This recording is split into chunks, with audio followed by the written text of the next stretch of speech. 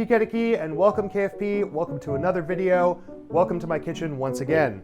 Now, last time we were together, we made these delicious deep-fried chicken thigh sandwiches with ginger mayonnaise.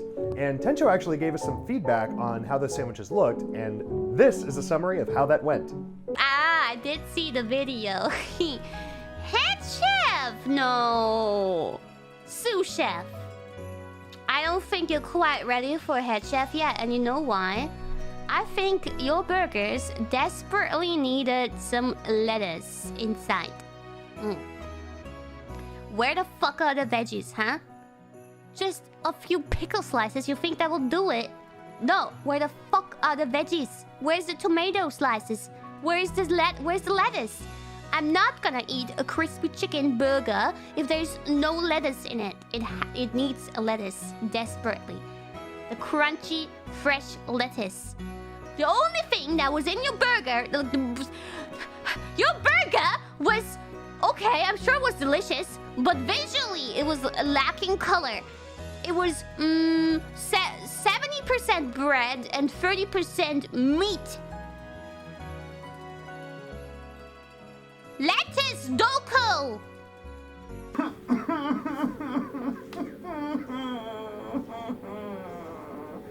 I hate vegetables. I can't think.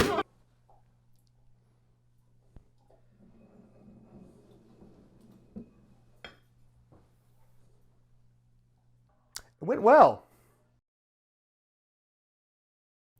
You guys like surf and turf?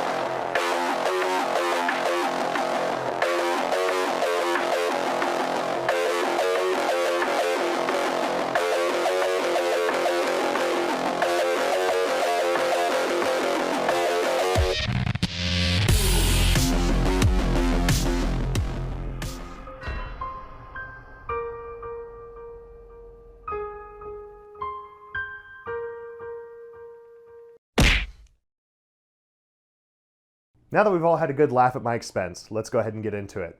Today we'll be making two of KFP's signature sandwiches. The first is the Chonker Special, named of course after KIARA's adorable pet. A fish fillet sandwich, oven baked, loaded with veggies including a pineapple and a sweet barbecue sauce. And the second is our world famous Yagoo Burger, seasoned to perfection, loaded with veggies and including a cracked egg, onion rings, and a secret say-so sauce. This burger is as interesting and diverse as the man himself. But before we get started, I'll mention that the description for all of these recipes is down in the description of the video, translated into English, German, Japanese, and Korean, so that all of our global locations will know these recipes. So without further ado, grab your aprons, grab your notes, and let's get ready to cook.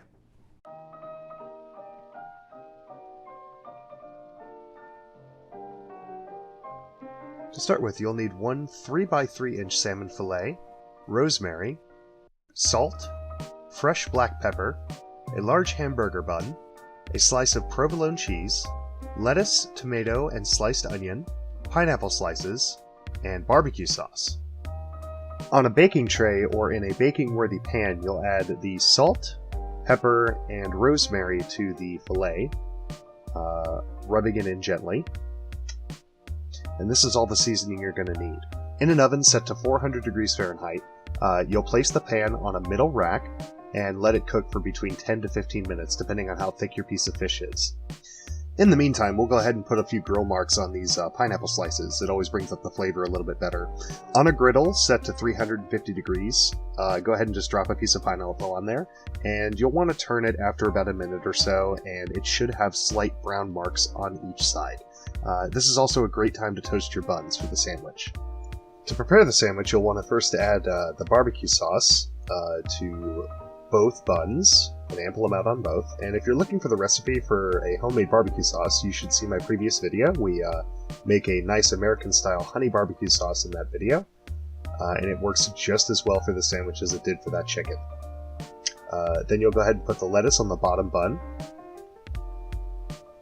and then you'll put your onions and tomato and grilled pineapple slice on the top bun.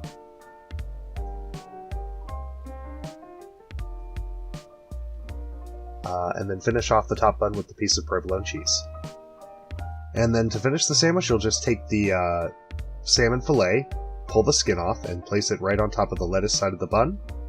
Close it on up, and you have a completed sandwich.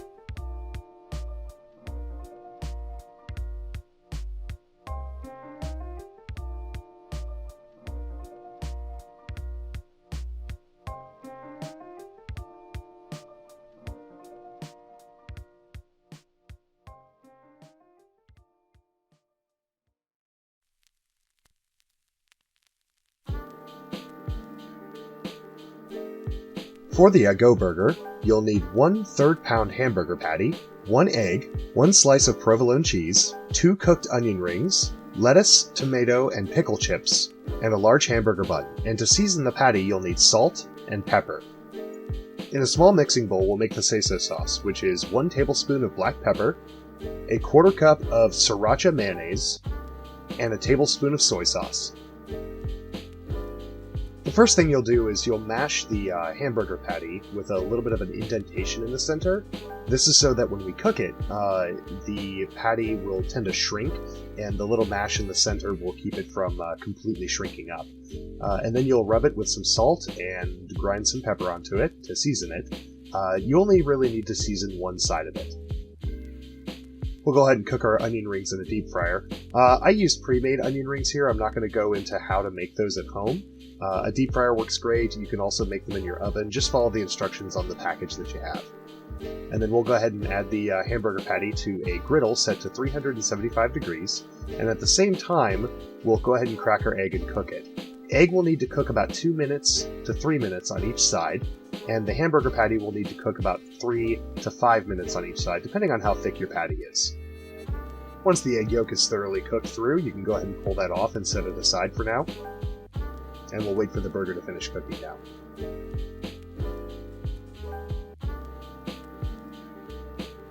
Whenever you're cooking hamburger, you want to make sure you bring the temperature up to at least 155 degrees Fahrenheit. If you do any lower than this, it'll cause some nasty contamination. 160 to 170 is about what a medium hamburger should be. About a minute before you take the burger off the griddle, you'll go ahead and put the provolone cheese on top of it and let it start melting. That way it melts and infuses the burger with a bit of its flavor too. You can also place a small lid on top of it. It'll be fine, and this will help keep the heat and the steam in and help melt the cheese even faster. And after the cheese is nicely melted, we'll go ahead and pull the patty right off the griddle. Now, to prep our buns, we're going to go ahead and take the seiso sauce and add about half of it to the top bun and half of it to the bottom bun. More the merrier. This is good stuff. We'll place the lettuce on the bottom bun.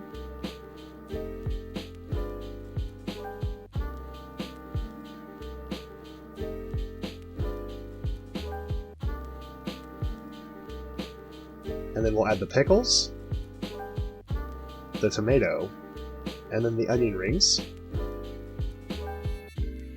And we'll finish it off with the cracked egg.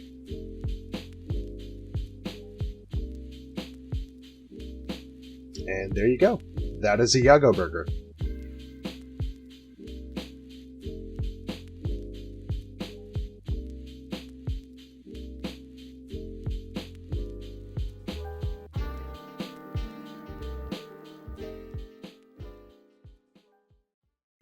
Now, last time we were together, you'll notice I included KFP's official fries with the burgers. I'm sorry to say, I'm a faker, a fraud, a phony.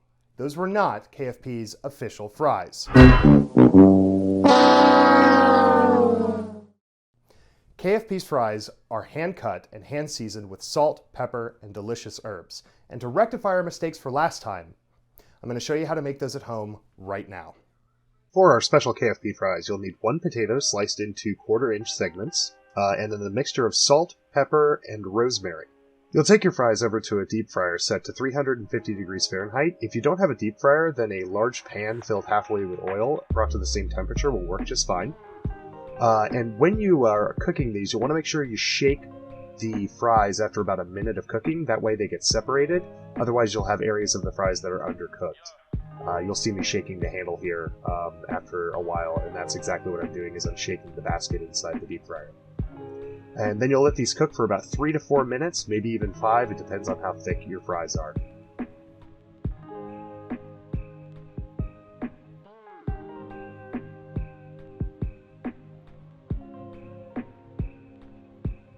When they're finally cooked, you'll drop them onto a plate with a paper towel so they can drain. And then to finish them off, you'll take your ground salt, pepper, and rosemary mixture and just sprinkle them on there while they're still hot and greasy. And that's all you have to do. Then they're done. You have KFP's official famous fries.